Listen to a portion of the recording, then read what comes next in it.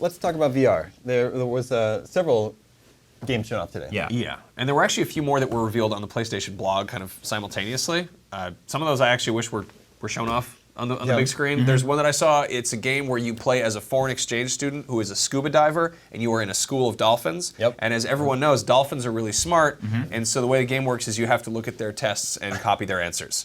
I'm not making this up. That's not a joke. Yeah, That's the premise of the game. Sounds really good. As we learned again today, and we'll see pretty much forever, VR does not demo well. No. It is a show-stopping and not in the best way use of that word. VR feels like 2015's Wonder Book, in that when you can put it in a conference, it is automatically going to stop everything from all the anticipation and momentum that the conference has going and just pull it back. That sort of Tron VR demo thing you saw. It's picking the most tropey, stereotypical look at what people.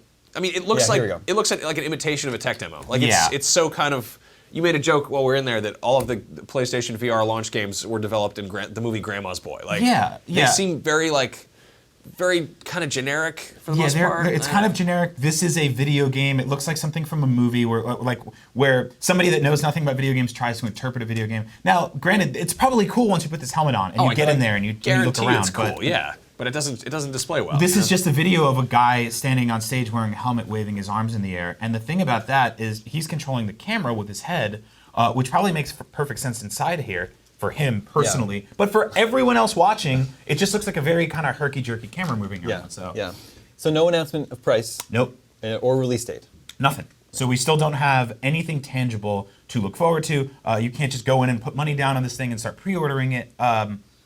We don't know what this is going to be yet. VR is basically it's like the 6th grade school dance where there's a bunch of people waiting on one side and one of them has to make a move and get up and go talk to the girls. And no one knows how to do that yet. No one's announced the price. No one's announced the release date. We're all just sort of waiting for somebody to make the first move. And it wasn't Sony today.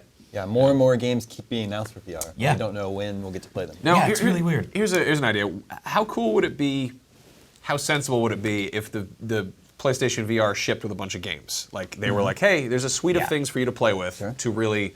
So you don't have that further buyer's remorse if I went out and spent $60 on something to go with this thing I don't even know if I want. I'm totally with you on that. Like PlayStation's done bundles in the past, but they don't really do a lot of launch game pack-ins. Even the PSP came with a UOD of like movie trailers to be like, you can watch movies on this thing, but it wasn't like this is what a game feels like.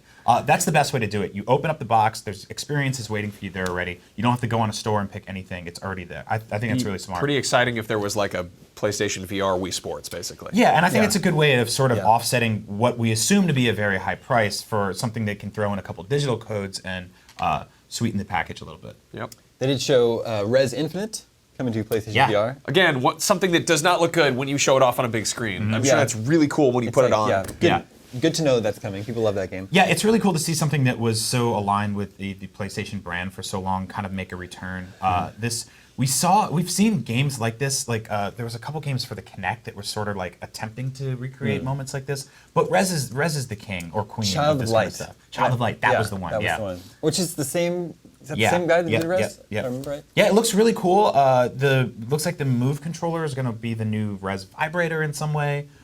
This suit was actually lighting up. I missed that. The suit was lighting up to the game. We don't know if it's going to be bundled. If you can get this, you kind of need this. Like this is going to be one of those things. That's the requirement. If one of your friends walks in and you are wearing the helmet and that suit and holding the Move controller, and they are still friends with you after that, hang on to those friends.